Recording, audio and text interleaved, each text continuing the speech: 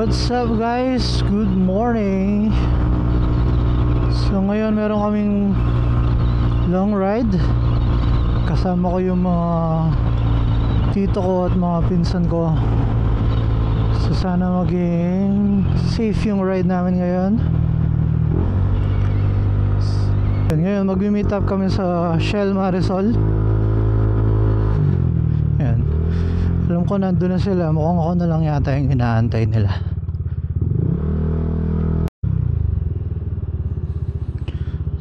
So yun, habang naghihintay sila sa Shell, tayo naman papagas muna tayo.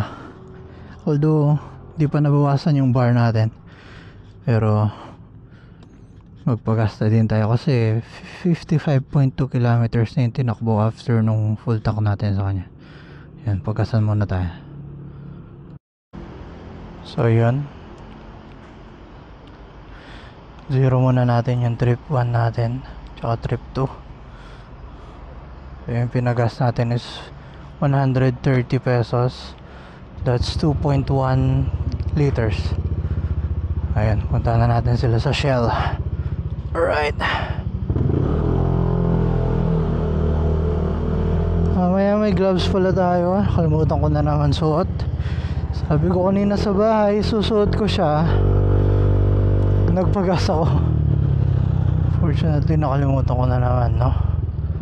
Alright. So, asan na yung mga kasama natin? Ito na yata sila.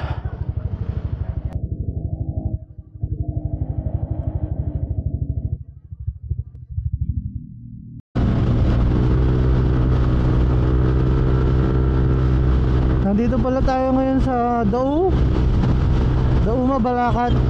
Kasi dapat katulad nung dati dinadaanan natin pag pupunta tayo ng Tarlac or somewhere papunta ng Baguio, dumadaan tayo sa side ng SM Clark. Kaso kanina hindi ako sigurado kung yung sinabi ba nung guard is parang meron yatang oras kapag motor yung dadaan doon, kailangan yata 7 AM pa lang yata or 8 AM pwedeng dumaan yung mga motor. I'm not sure, pero as of now 5:54 AM hindi pa kayo pwedeng pumasok. Kaya ngayon mag-old road tayo. Medyo mahaba lang to ng konti kasi doon. Saka mas traffic dito kasi meron mga public transportation na dumadaan dito.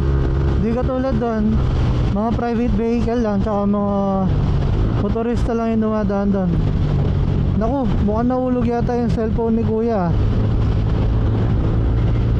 Sana hindi na masagasaan. At sana okay pa yung phone niya. Yan, nandito na tayo sa, alam ko Mabiga na to eh. Ay, oo, Mabiga na yata to kasi ito Mawake. Alam ko Mawake to eh. Ayun o, Mabiga Island Resort. Kasi ito alam ko Mawake to eh. Ayan, bali lang kami 1, 2, 3, 4, 5, 6. 6 kaming motor, pero 7 kami kasi kasama ng tita ko yung asawa niya.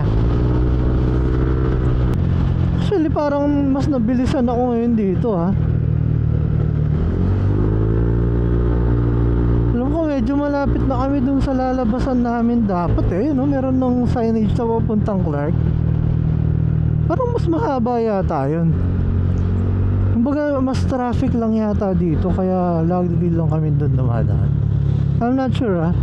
Kung may idea kayo guys, comment nyo na lang. Dito kami dapat lalabas eh, pero pag dyan kami dumadaan, lagi feeling ko ang tagal kasi ang haba ng daan eh.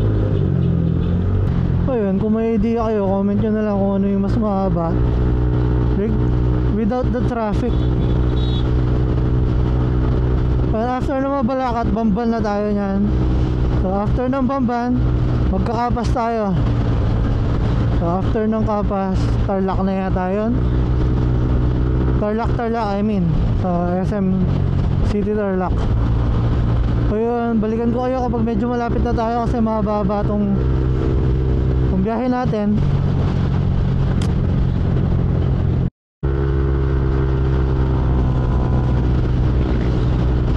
Ito na, andito na tayo sa welcome bridge ng Bamban, Tarlac. Sobrang na-amaze talaga ako dito dati, lalo na nung bata ako, kasi ito lang yung ganitong bridge sa amin eh. Ginagawa pala yung daan dito, bandang ano na to, Bamban pa rin. Buti na lang hanggang doon lang.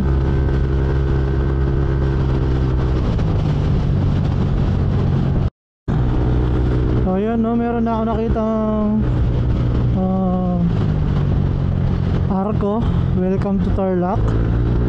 Sobrang haba na itong Tarlac na to. Pero yung maganda sa Tarlac, kahit mahaba siya, ang ganda din ng daan. Sobrang diretso lang, tapos mga daan naka-asfalto lahat. Kaya no problem ka sa haba niya, kasi sobrang ganda ng daan. Hindi ka mapapagod, hindi ka matatagtag. So yun, nakalagpas na pala tayo ng SM City Tarlac. Ayun, nandito na tayo sa Metro Mall yata to. So yun, may naalala ako, may nagtanong, may nag-PM sa page natin na tinatanong niya if yung bang intercom natin na Freedcom, pag ba nakakonect daw siya sa Insta360 natin, di na siya makakonect sa intercom ng iba. Yes po, hindi na po siya makakonect. Kaya kung meron pang iba na may alam kung ano yung reason, or baka pwede naman, nung tinry ko lang is hindi pwede, yan, pag-i-comment nyo na lang para matulungan natin si sir. Ito, welcome, paniki na tayo guys.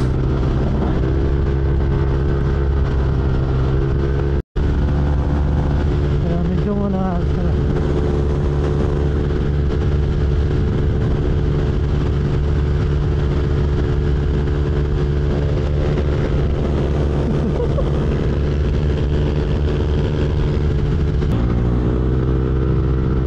So ayan yung head namin, si Tito Denden, tapos si Mark.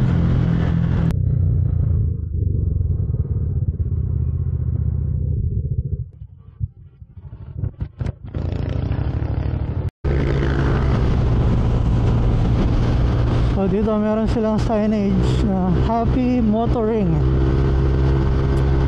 Hindi ko alam saan na ba to. Wala akong makitang mga address sa mga establishment.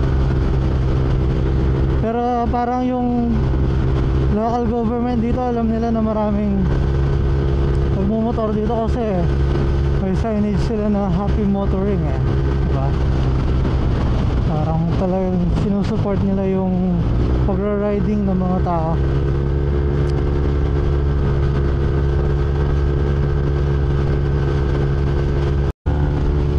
Grabe, sobrang lawak ng mga taniman dito.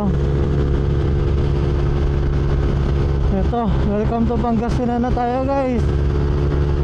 From Angeles City hanggang dito sa Pangasinan, nakaka 87.9 kilometers na tayo. So 88 kilometers. So nabawasan na din tayo ng 1 bar. O parang 88, somewhere 80 kilometer to 90 kilometer. Doon naglalaro yung isang bar natin. So nandito na yata tayo sa SM ng Pangasinan. Town proper yata ito ng Pangasinan eh. Ano, SM City Rosales pala to. SM City Rosales. Shoutout sa mga taga Rosales, Pangasinan. Nakikidaan po.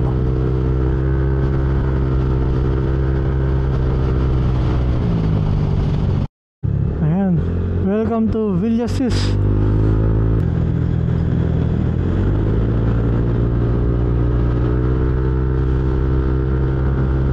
What's up Villasis?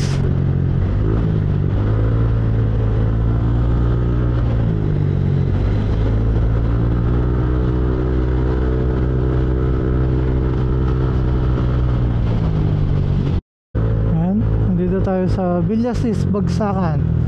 Siguro dito yung public market nila. Looks like it.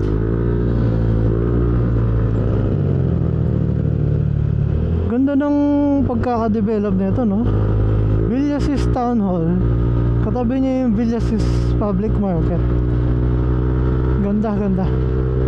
Hindi ko lang alam kung saan part na to, pero nafe-feel ko malapit na kami. Kasi 104 kilometers na yung tinatakbo namin.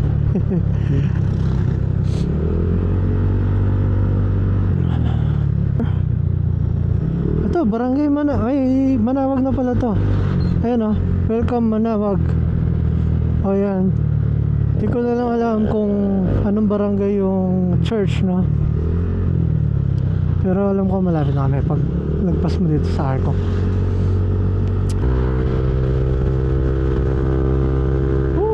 Ganda talaga mag-ride kapag yung daan diretso tapos may mga open space. Parang sobrang aliwalas lang.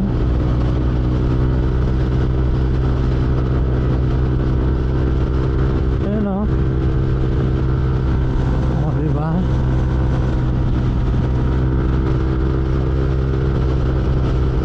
Barangay Kabanbanan.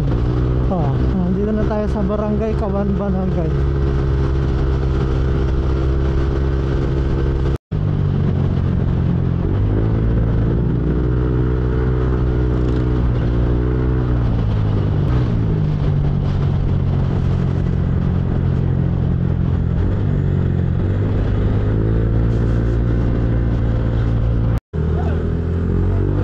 Ito, parang nandito na kami.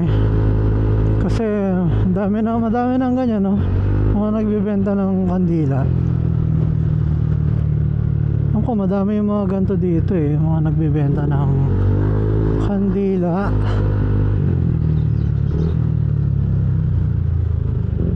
Alam ko merong mga ano dito eh. Merong mga scheduling yung papabless dito. Ayan. Madami din palang kayo nandito. Ayan, mga tupig, mga kakanin. Ayan, madami nagtitinda mga ano dito, ha? Mga ribu-ribulto na for Catholics. Ito naman, mga wooden carve, oh. Ang ganda. Very talented, ha? Ito, mga suka naman to. Sukang pinakurat. Ayan, ha?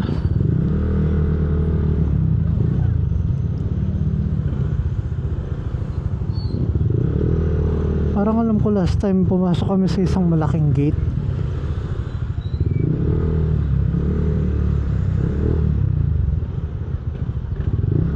Madami kayo mabibili dito, guys, oh.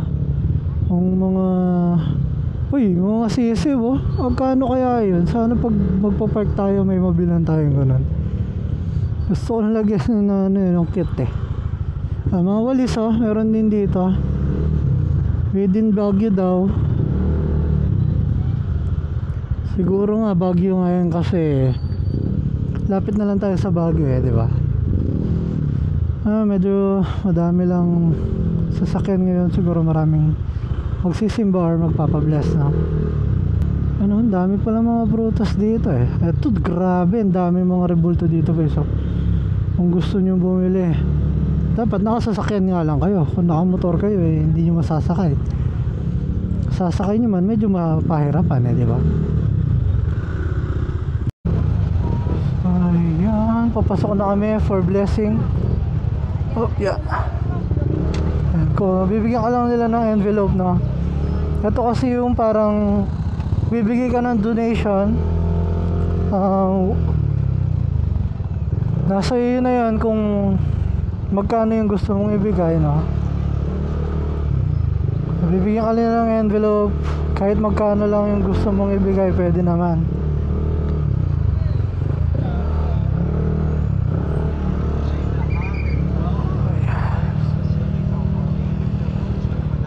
So madaming tao lang ngayon, guys.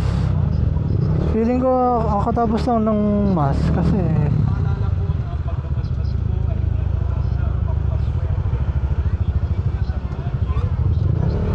kasi may nagsasalita no na sinasabi ang pagbabasbas daw ay hindi para magkaroon ka ng blessing at magka magic, no? Parang something yata that will protect you lang. Parang dagdag protection lang kumbaga, kasi meron kang bas-bas ng holy water, no, for the Catholics. Yan, ang dami nagpapano dito.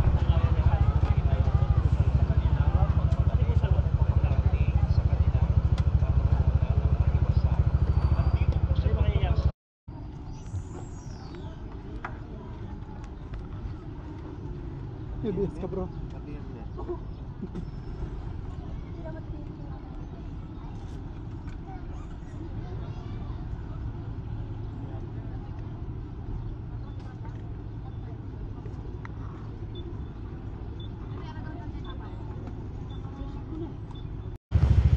Ayun, sobrang bilis lang ng pangyayari.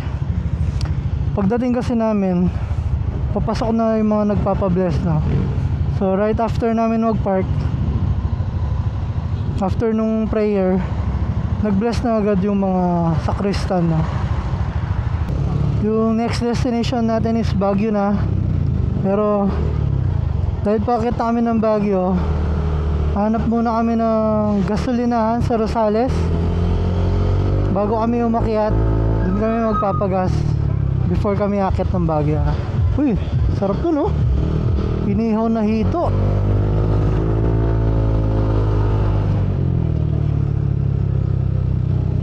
After namin, hindi ko alam kung mag-aalmusal pa kami, pero yung alam ko lang, magpapagas kami sa Rosales bago umakyat ng Baguio.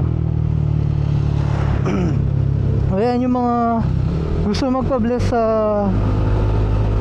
Manawag Church. So ganun lang po, no. Pipila lang po kayo bago, by batch kasi yan eh. Minsan right after ng misa, dun pa lang yung sila magbi-bless.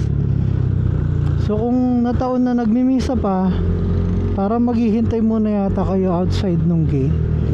So yun, kung sino lang din yung mga pumila, yun lang din yung mga mauunang papasok. Yan, no. So dito mag CR break muna. Ayan, dalawang ADV yung kasama natin, yung kay Tito Rick, tapos yung kay Mark, tapos tatlong NMAX.